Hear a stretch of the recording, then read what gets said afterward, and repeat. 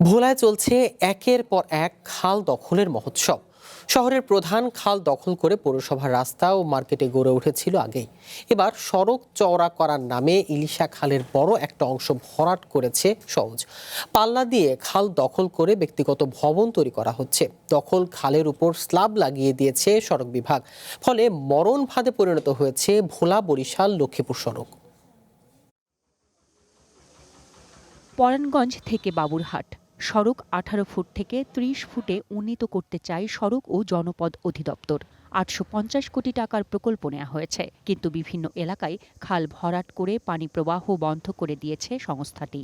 ইলিশা খালটির অর্ধেকেরও বেশি অংশ ভরাট করে নির্মাণ হয়েছে সড়ক। শহরের নাদের মিয়া বাস স্ট্যান্ড থেকে হাজিরহাট পর্যন্ত ভয়াবহ অবস্থা তৈরি হয়েছে। পানি প্রবাহ বন্ধ হওয়ায় ক্ষতিগ্রস্ত হচ্ছে কৃষিকাজ, বন্ধ হয়ে গেছে জেলেদের মাছ শিকার। জমে থাকা পানি পৌঁছে দুর্গন্ধ ছড়াচ্ছে, জন্ম নিচ্ছে মশা, বিপর্যস্ত হচ্ছে পরিবেশ। যত ময়লা আবর্জনা আছে সব বাইরে থাকে, এলাকাবাসী থাকতে পারে না। রাত্রে মনে করেন মশা দুর্গন্ধ। পানিটা কমে যাওয়াতে নোংরাগুলা ধুয়ে যেতে পারে না, এজন্য এখন পানিটা গন্ধ হয়ে গেছে।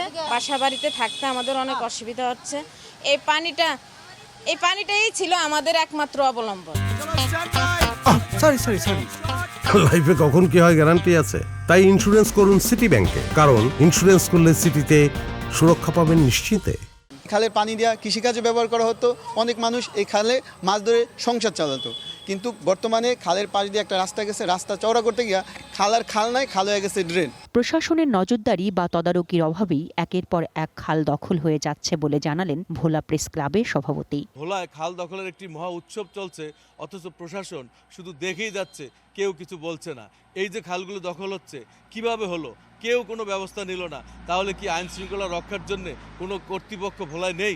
ভরাট হয়ে যাওয়া খালগুলোকে খনন এবং সংস্কারের জন্য উদ্যোগ গ্রহণ করা হয়েছে বলে জানিয়েছে পানি উন্নয়ন বোর্ড। ভোলায় যে খালগুলো রয়েছে সেগুলো খননের ব্যাপারে বাংলাদেশ পানি উন্নয়ন বোর্ড ইতিমধ্যে একটি প্রকল্প প্রণয়নের জন্য উদ্যোগ গ্রহণ করেছে।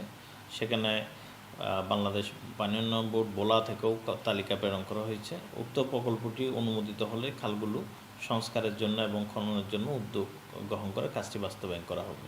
শুধু ভোলা সদর উপজেলার ইলিশা খাল নয়, দৌলত খান, বোরহানুদ্দিন, লালমোহন ও চরফ্যাশন উপজেলার 106 কিলোমিটার সড়কের পাশ দিয়ে বয়ে যাওয়া খালের অন্তত 40 কিলোমিটার ভরাট হয়ে যাওয়ার কারণে পানি প্রবাহ বন্ধ হয়ে গেছে। পুনরায় খনন করলে পানির প্রবাহ আগের মতো হবে, এমনটাই প্রত্যাশা ভোলাবাসীর।